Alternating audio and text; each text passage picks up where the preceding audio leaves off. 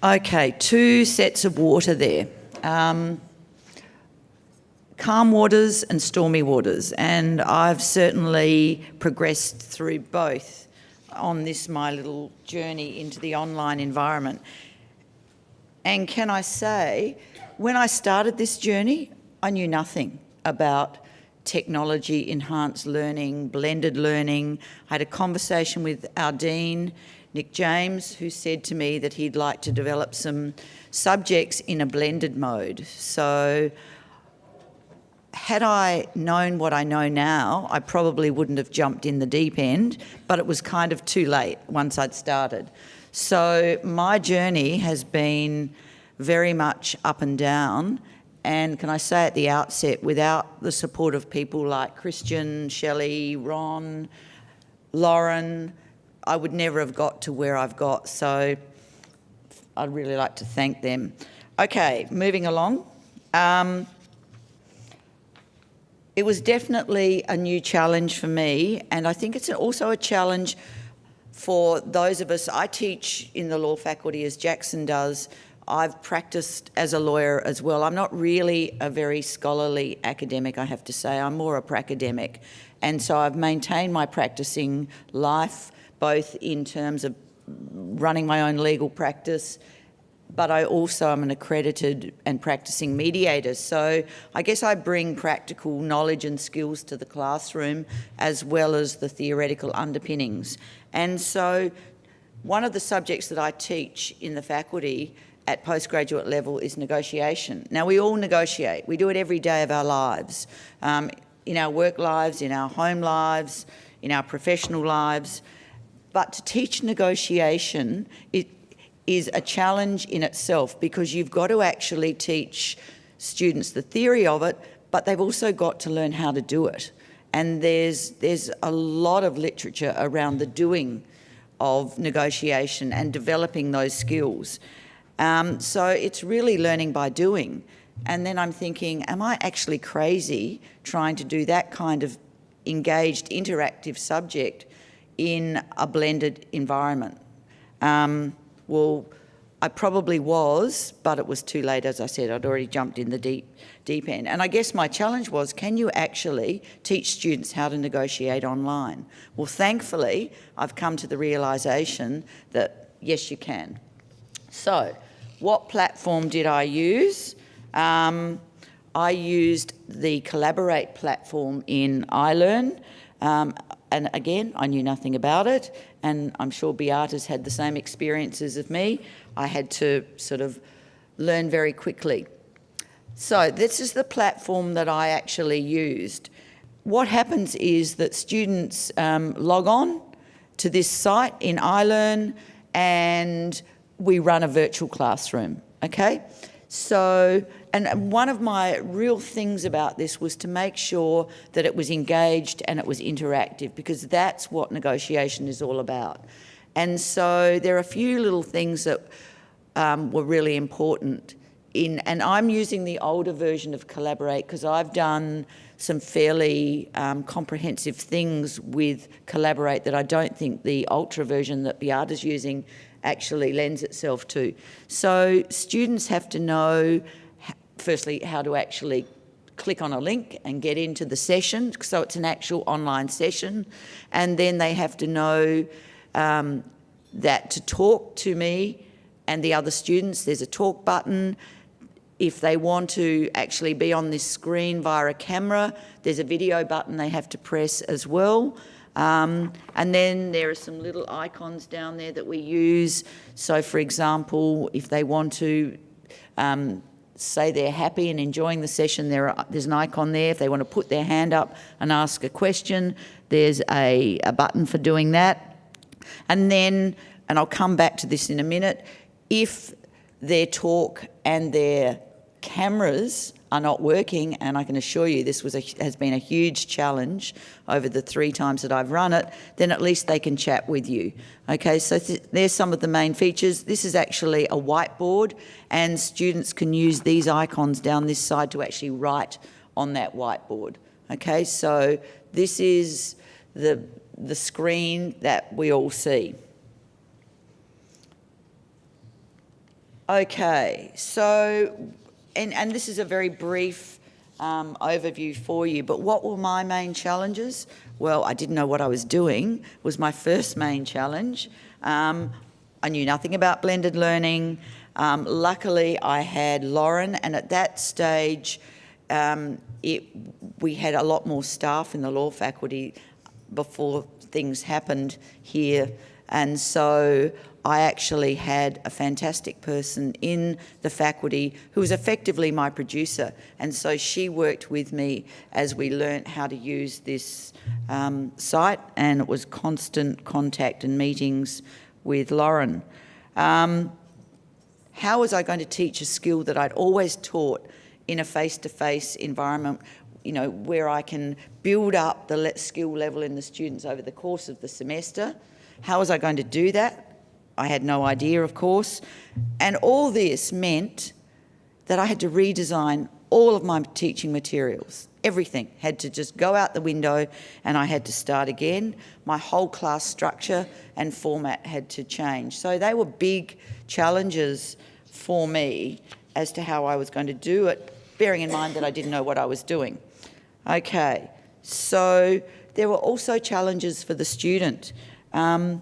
Students really know nothing about blended learning either, and you know, you really have to sell it to students. It's hard enough working with them in a classroom where they're comfortable, but you have to sell that concept of blended learning or technology enhanced learning. I'm learning that new term. Okay, technical issues, dear oh dear. I suppose I was a technical dinosaur when it came to IT, but I did learn, didn't I, Lauren? I was a dinosaur. I'm not as much of a dinosaur, I'm just a mini dinosaur now. Things like internet, terrible internet connections, people not even being able to get into the session, and then of course I'm getting panicked emails on another screen, let alone the Collaborate screen. Libby, why can't I get in? What can you do about this? Not having webcams or a built-in camera into their computers so you can't see them, let alone the fact that I've put up on iLearn before the sessions even start lots of information for students about the practicing that they need to do, and of course with some students there's a reality, it doesn't happen. So, and sometimes there were glitches with Collaborate itself. And I think one of the other big challenges for me and for students was we all come from different backgrounds now in our classes. We're not all, you know, English first language speakers. And I think for the students who come from Europe, Scandinavia, Asian countries, it's a real challenge to communicate in that environment. It's hard enough for them in a face-to-face classroom. And then, of course, if the sound is muffled, it makes it even more difficult with an accent to be understood. And so a great deal of patience was needed on my part to manage those issues, but also to manage the students and make sure that the students felt comfortable.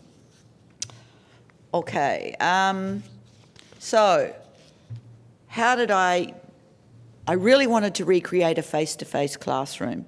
So I made my sessions very interactive. So the first thing I did in recreating all my teaching materials was basically flip the classroom to work with what I did in the blended learning mode. So I Camtasia recorded all of my lectures, and again with OLT, particularly Ron's help, I created little video captions that I uploaded to those recordings so they saw me on a screen, and then I did my recordings so that students had that support of the overview of the theory. They could do all their reading beforehand, and then I could use those sessions to actually engage with the students and do those skills exercises that I needed to do. The thing that I did, I suppose, that was fairly hard and challenging for me was that with negotiation you need to teach it in small groups. So I used a function of iLearn Collaborate rather, I used breakout rooms. So I would virtually send these little groups of students off to these rooms with a whiteboard so that they could do the exercises, write up their feedback, and then we'd have like a plenary debrief in the main room. So it was fine when I had my producer, because she would flip them in, but second time I ran it, I had nobody, so I had to learn all of that myself. And I also had to teach the students how to write on a whiteboard. I mean, these were really basic things that I had to do. So then the other thing that I want to mention there is Illuminate. This is an electronic lesson plan. So what I could do, and it's absolutely magical when you're working in this environment, I can actually put all of my slides that I want to use, if I'm having slides, into this program. You load it up beforehand. All of the exercises that I want to do with the students, I load up into iLearn, and they magically get released to the students when you want to do them. And then you can use this program to actually send the students into their cyber classrooms and bring them back again. It's unbelievably incredible, this program. And if I hadn't had that help, I think I would have sort of fallen in a heap, pretty much.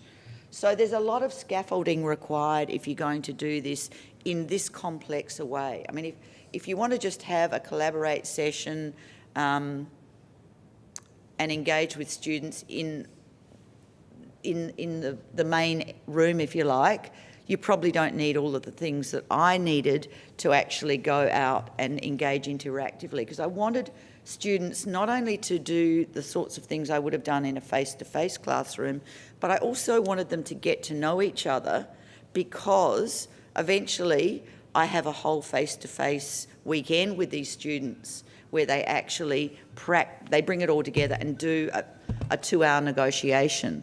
So I needed lots of scaffolding, and so the scaffolding was the things like my recorded lectures, the pre-reading, making sure the learning outcomes were very clear, having lots of exercises and role plays that built up what they were doing, and that they had that in advance of class.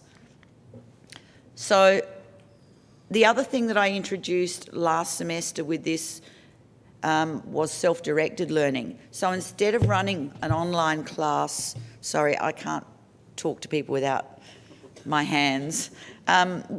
So instead of running an online class every week, I worked out that the students were actually preparing for the online classes. I also worked out that it was time I gave them some credit for them taking responsibility for their own learning. So in the alternate weeks, I created self-directed learning, where again, I flipped the classroom, they got my lecture recordings, readings, outcomes, and I gave them exercises to do themselves individually.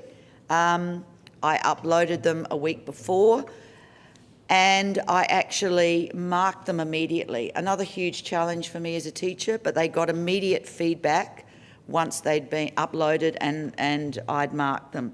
And I found in what they were doing, the depth of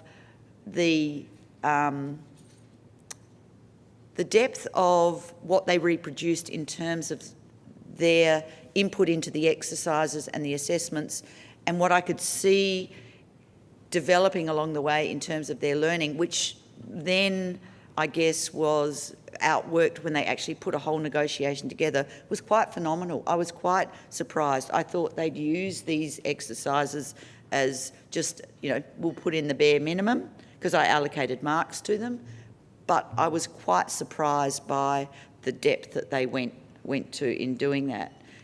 And that also supported what we'd been doing in the online classes, because I'm a great believer in alignment. Okay, just to fill you in on what assessment I had, and the other thing I think about assessment is it needs to be connected. So the theoretical component was assessed in the form of a 50% research paper.